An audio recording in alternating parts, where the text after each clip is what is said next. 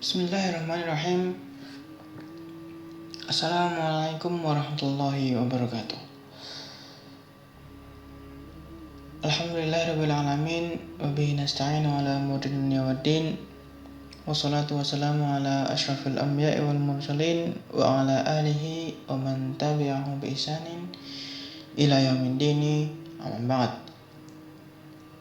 Alhamdulillah, kita bertemu lagi di channel ini untuk kembali murojaah atau mengulang kitab dan pelajaran yang sudah pernah kita pelajari. Namun bagi antum yang belum download kitab ini, tafadhol silakan download kitab ini terlebih dahulu, karena kita sudah ada pada halaman 21 di kitab Qaulul Mufid ala Kitabi At-Tauhid. Toyib, kita mulai. Fatajiduhum hiyara muttaribina laisu ala yaqinin min amrihim wa tajidu man hadahullahu siratal mustaqima mutmainnan munsyarihas sadri hadi al-bali yaqra'u fi kitabillahi wa fi sunnati rasulihi sallallahu alaihi wasallam ma athbatahu Allahu li nafsihi minal asma'i wa sifati fayuthbitu id la ahada a'lamu minallahi billahi wa la asdaqa khabaran min khabarillahi wala asahha bayanan min bayanillahi ta'ala. Baik, kita artikan terlebih dahulu karena ini paragraf panjang. Dan kalian akan mendapatkan mereka. Siapa mereka? Ahlul kalam. Karena sebelumnya kita membahas tentang pendapat ulama ahlul kalam tentang ilmu filsafat.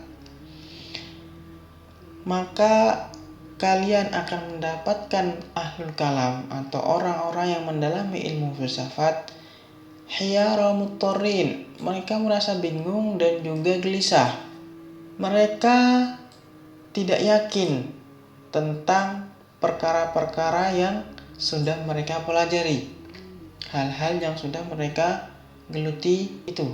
Dan kalian akan mendapatkan orang-orang yang diberi hidayah oleh Allah Subhanahu wa taala dengan jalan yang lurus.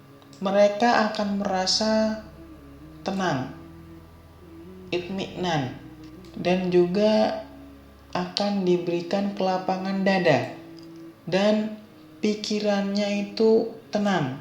Karena kenapa? Karena mereka orang-orang yang diberikan hidayah oleh Allah Subhanahu wa taala membaca dari Al-Qur'an dan juga dari sabdanya Rasulullah Shallallahu alaihi wasallam.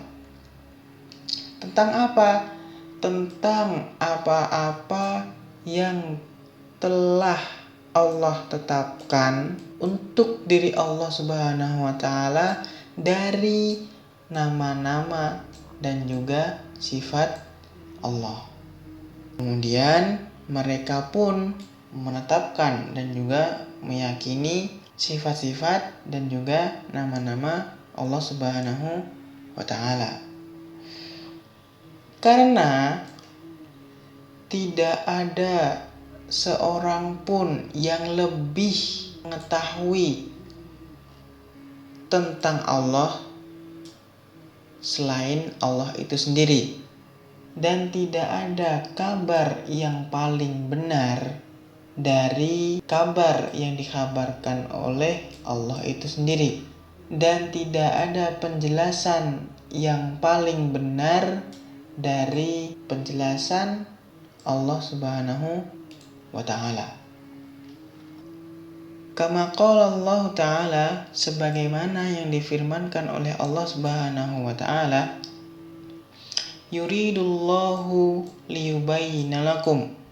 Allah Subhanahu wa taala menginginkan untuk memberikan penjelasan kepada kalian. Yubayyinullahu lakum an tadillu. Allah Subhanahu wa ta'ala memberikan penjelasan kepada kalian karena kalian akan tersesat apabila tidak mentaati perintah-perintah Allah Subhanahu wa ta'ala. Wa nazzalna 'alaikal kitaba tibyanan likulli syai'in. Dan kami telah menurunkan kepadamu wahai Muhammad Alkitab, yaitu Al-Quran, sebagai penjelas terhadap segala sesuatu.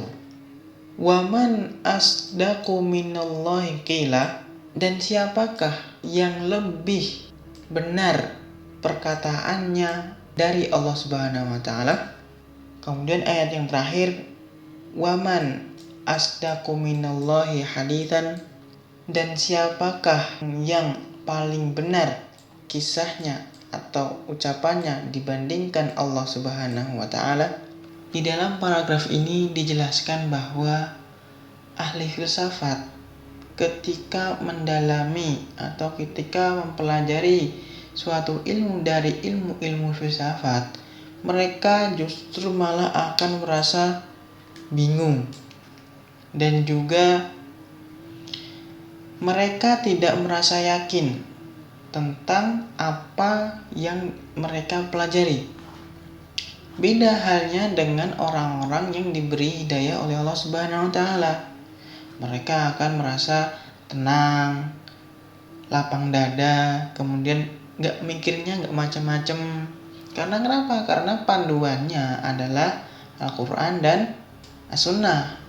Ketika mereka menjumpai sifat dan nama-nama Allah Subhanahu wa ta'ala yang ada dalam Al-Quran dan As-Sunnah, mereka menetapkan, mereka mempercayai dan mengimani. Karena tidak ada yang lebih tahu tentang Allah selain Allah sendiri. Dan tidak ada kabar-kabar yang lebih baik, yang lebih benar daripada kabar yang dikabarkan oleh Allah Subhanahu wa ta'ala. Dan juga tidak ada penjelasan yang lebih jelas daripada apa yang telah dijelaskan oleh Allah Subhanahu wa ta'ala terkait apa? Terkait nama dan juga sifat-sifat Allah ta'ala. Kemudian di sini mu'alif menyebutkan dalil-dalil tentang itu semua. Lalu kita lanjutkan pada paragraf selanjutnya.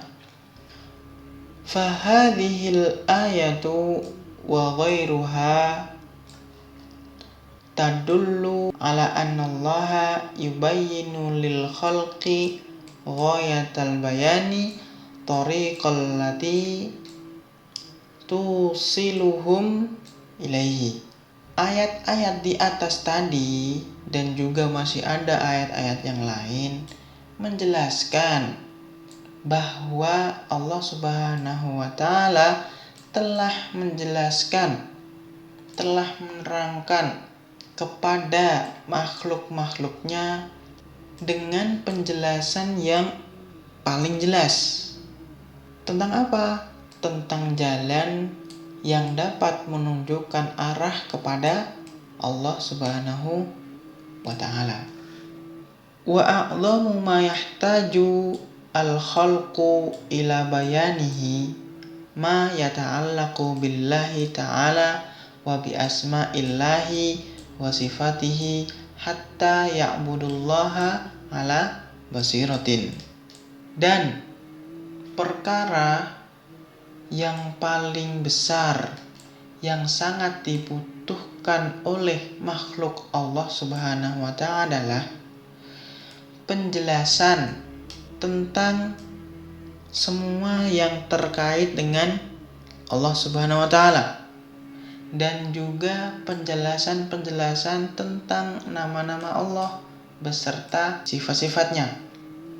Tujuannya untuk apa? Agar mereka, yaitu orang-orang yang diberikan hidayah oleh Allah Subhanahu wa taala agar mereka dapat beribadah kepada Allah dengan apa? Dengan dasar ilmu yang benar.